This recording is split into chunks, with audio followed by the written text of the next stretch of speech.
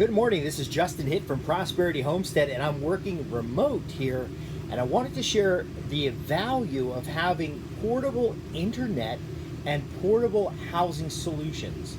Now again, this doesn't have to be a trailer. I'm actually in a trailer right now.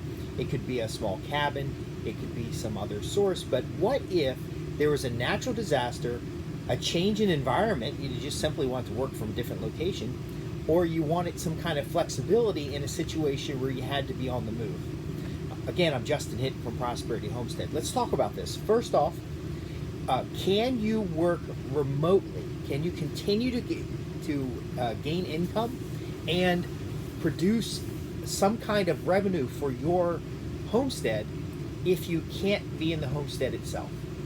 Now, I know what you're saying. I got animals, you've got gardens, well, here's the big challenge. I see a lot of these forums and folks talk about that they can't take vacations because they're farmers and they can't have the flexibility and mobility that they desire because they're whatever the excuse is.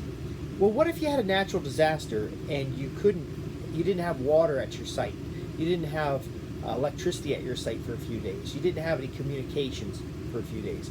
How would you handle that? Well, what if you have a property that you've purchased and you haven't yet been able to set up the infrastructure to have animals or to have a garden, and you want to go out there and do a couple work weekends, and because of the location, you're unable to travel out there and just work for a few hours and come back? It's not practical. Well, the solution for that is some kind of travel trailer, some kind of off-grid cabin. So I know a lot of you folks are dreaming about having that off-grid house. Well, what if you had an off-grid cabin that was smaller and it had power, it had the essentials: power, shelter, and some means of communications.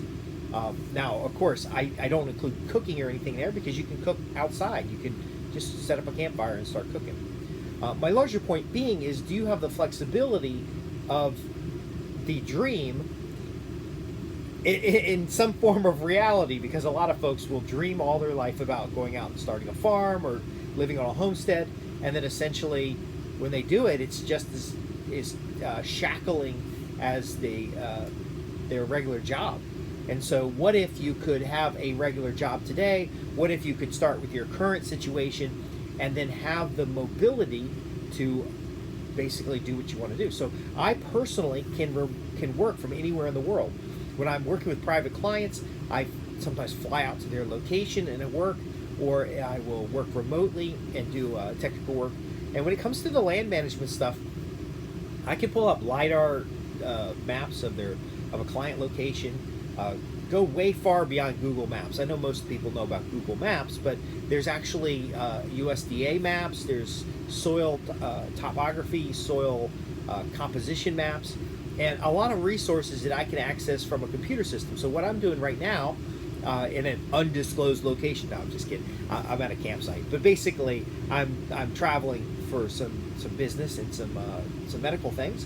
So essentially, I'm out on the road in rather than getting in a hotel, I'm actually in a travel trailer. So I have internet, I have bathroom and food. Actually, some tater tots cooking over here, and all together, it's not an ideal situation, but it allows me to have the flexibility of going to a client site and spend a couple weeks, or go to a property, so I can boondock. I can actually be off on someone else's property or on my own property, and I can do the job that I need to do. Now, that's not ideal for everyone. If you've got a large piece of property and it takes a little bit of time to travel to that property, then having a cabin on the property. And by the way, you can convert a shed if you need to, but we're actually going to build a timber frame. I don't know if I've posted the pictures yet, but we've cleared some sites and have some basic setup of a cabin setup, a basic cabin setup. We're building a Adirondack shelter, or a kind of I don't know, it's just kind of a little building that's going to have solar, electric, a place to park a generator, rainwater collection, that kind of thing. So there's a lot of variables here, but there's also a lot of possible solutions. So what I want to encourage you to do is to, and I say it every time, is to map the solutions out on paper and think about that if there was a natural disaster and your home was without power, could you in your own home get back online? Even if it's just partially, let's keep the freezer online, let's keep the core essentials online. If you need to communicate, can you communicate remotely while on the road? We actually have radio kits, so if I'm out surveying a property or doing a property walk, I've got a radio that works like 25 miles. So not that I'm going to walk 25 miles out into somebody's property, but we could be in the course of surveying. So for example, one of the things that we do in Prosperity Homestead is we might go do site surveys for clients in the Mid-Atlantic region. So I'll drive out to a property that the client's thinking about buying. I'll walk the fence line. I'll run a vehicle. It depends on how the property's laid out. I might drive a truck out there and take a bunch of pictures. I'll geotag all of the interesting features, and then I'll provide a bulleted list of kind of the things they need to think about. So one property I was looking at in Henry County, Virginia, it had a fence line that was actually kind of anti to the contour. So a good fence line is going to be on contour. It's going to have good access points. It's going to have fences that are kind of in logical locations. It's going to have the potential to create cells.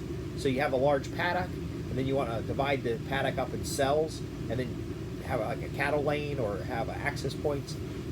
So I walked the property and I photographed and pointed out that while it had really good cattle waterers, the way the fence lines were laid out was actually causing erosion, because the cattle would walk up and down a hill to get to the water that was midpoint on the hill. And so my suggestion was actually move the fence across the hill so the cattle can still access it from two paddocks, upper slope, lower slope, but they weren't traversing up and down the hill, creating a channel of water. So that kind of thing helps the client know that if they bought the property, it isn't just going to be the price of the property. It's going to be a certain amount of maintenance cost or a certain amount of restoration. And they have an idea, so that when they close on a $300,000, $500,000 piece of property, they know they might have another $25,000 to $30,000 in, and they can do. So, for example, they could get a mortgage that's larger. They could get an agricultural loan that pays for the extra stuff. But here's my larger point: if on your own property or a property you're acquiring, you need to spend some time because you find out that the house isn't going to be ready. Like it's the perfect house site, but the septic and the well doesn't work, and you got to be on site for a week or 2 weeks in order to get that stuff up and running, then you're going to have this portable setup. Now, the portable communications is important because many of you guys might still be working while you're getting the property online, or at least want to make a phone call. You can use voice or IP and do the other factors that might be necessary for a long-term stay. Another important factor is that when you go out and buy a piece of land, it could be, right now it's 18 months to get a builder started on something. Now, if you can't use your land for 18 months because there's no house on it, then you kind of bought something that you got an expenditure, but you don't have any income on. So what if you could start using the land at least for recreational purposes? A lot of the trail building videos are essentially about getting a raw piece of land, putting trails on it, and then starting to hunt, camp, use it for recreational purposes. One of the properties that we put trails on, they just hike on it. But again, by walking the land, by engaging with the land, you're going to have the opportunity to start understanding what needs to be done on the land, and you're less likely to make mistakes that are going to cost you extra money.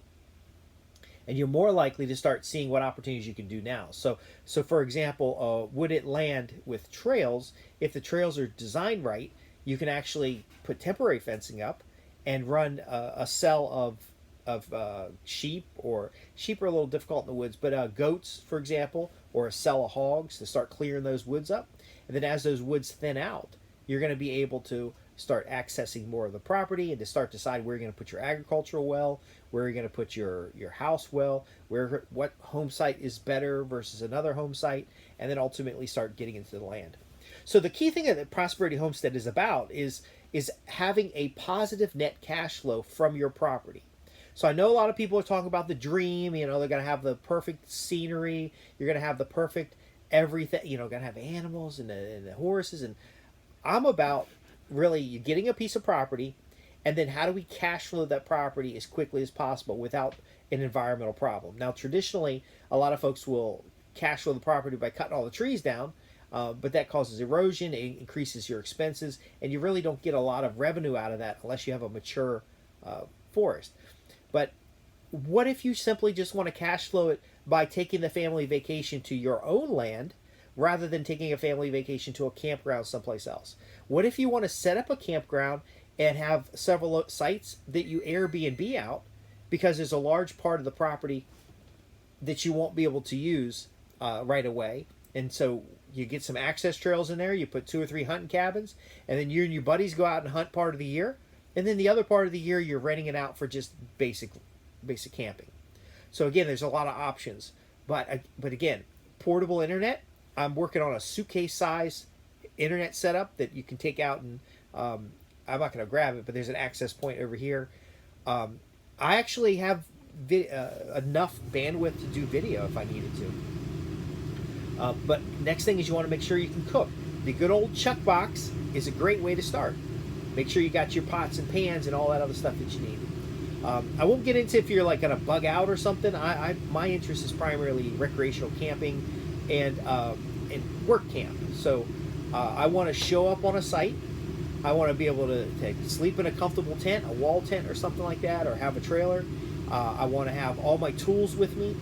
And then, of course, when I do site surveys for clients, I got my GPS, I got cameras, I've got maps, a lot of maps. I don't have a portable printer, though, because I do print out a sheet and take it with me. But I can be out in the field with a smartphone and GPS and 2 cameras and extra battery packs. All that stuff needs to be kitted up so that it can just get up and go. Same thing with your cook gear, a small little gas stove, a chuck box with pots and pans, silverware. You just pick it up, put it in the truck, and go. When it comes down to food, you can do a lot of portable solutions with food that go just beyond a cooler. But think about that. Be thinking about it. If you have a piece of land and your family just wants to get up and get out to that piece of land, what do you need? If you bought a house that's going to need some work, where do you live while you're getting the house under construction and going? The sooner you can get on the land, the sooner you can start cash flowing that land, the sooner you can start running an actual farm or a homestead, the better you're going to be. And finally, don't be afraid of primitive solutions. Okay, so I talked about goats. There's nothing wrong with having a small base camp and then actually herding your goats through the property. It could be somewhat of an adventure. Herding the goats through the property with a primitive campsite, and maybe you, depending on the size of your property, maybe you do a week round and then you get back to base camp for the weekends. Now again, if you've got kids, you've got a spouse, talk this stuff over. Make it an adventure. So there's more than a few solutions in this particular video. Everything from travel trailer to primitive camping to having a house that's under construction that you're living in. The key is get on the property, understand the property, cash flow the property. The cash flow of the property has to be done in such a way that you're not destroying the local environment, and it helps you get better understanding of the land so that you can start engaging with that land and really implement your plan. Start with your plan on paper and think kits. What are you going to do first with the housing? What are you going to do first with the cooking and sanitation? Oh, I didn't even touch the sanitation. We'll cover that in another video. Anyway, I'm Justin Hitt with Prosperity Homestead. I want to thank you for being a part of our newsletter. I want to thank you for subscribing and being a part of the podcasts and all these other resources we have out there. And again, I like to answer your questions. So I'll see you in the next program, and I'll be happy to answer any questions when you visit www.prosperityhomestead.org.